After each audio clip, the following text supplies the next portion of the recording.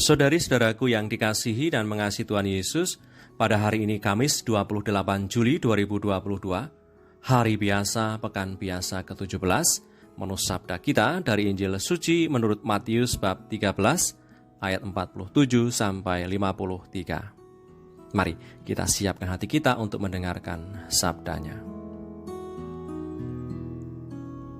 Sekali peristiwa, Yesus bersabda, "Demikian pula hal kerajaan surga itu seumpama pukat yang dilabuhkan di laut, lalu mengumpulkan berbagai-bagai jenis ikan.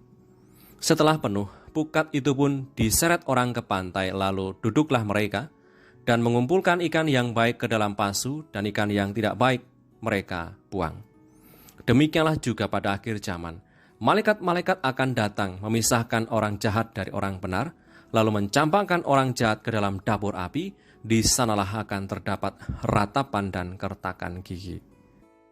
Mengertikah kamu semuanya itu?" Mereka menjawab, "Ya, kami mengerti."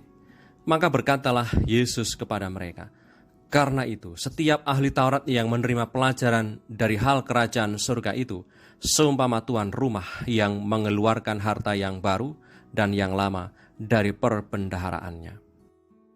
Setelah Yesus selesai menceritakan perumpamaan itu, Ia pun pergi dari situ.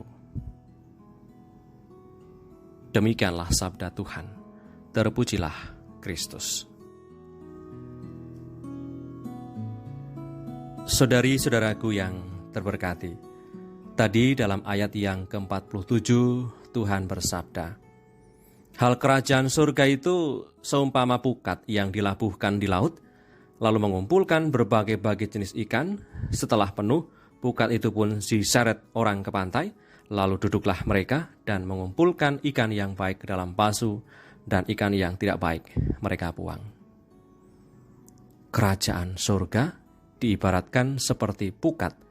Maksudnya adalah nilai kerajaan surga itu ditawarkan kepada semua orang, tapi toh pada akhirnya tidak semua orang yang ikut ambil bagian dalam sukacita kerajaan itu.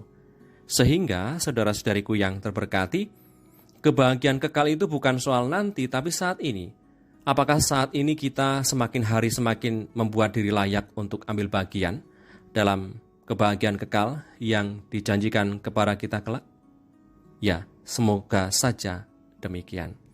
Ketika kita mulai saat ini lebih memilih dan memilah cara hidup yang berkenan di hati Tuhan, maka kita pun pada saatnya nanti akan dibuat layak ambil bagian dalam sukacita kerajaannya. Marilah berdoa dalam nama Bapa dan Putra dan Roh Kudus. Amin. Tuhan Yesus yang baik, ajarilah kami hari ini supaya bisa bersikap ramah dan murah hati, sehingga dengan cara hidup kami yang sedemikian bisa menarik banyak orang untuk bisa ikut ambil bagian dalam sukacita kekal kerajaan-Mu. Sebab Engkaulah Tuhan dan pengantara kami, yang hidup dan berkuasa bersama Bapa dalam persekutuan Roh Kudus, Allah Raja sepanjang segala masa. Amin. Berkatalah Yang Maha Kuasa turun atas kita semua, Bapa dan Putra dan Roh Kudus. Amin.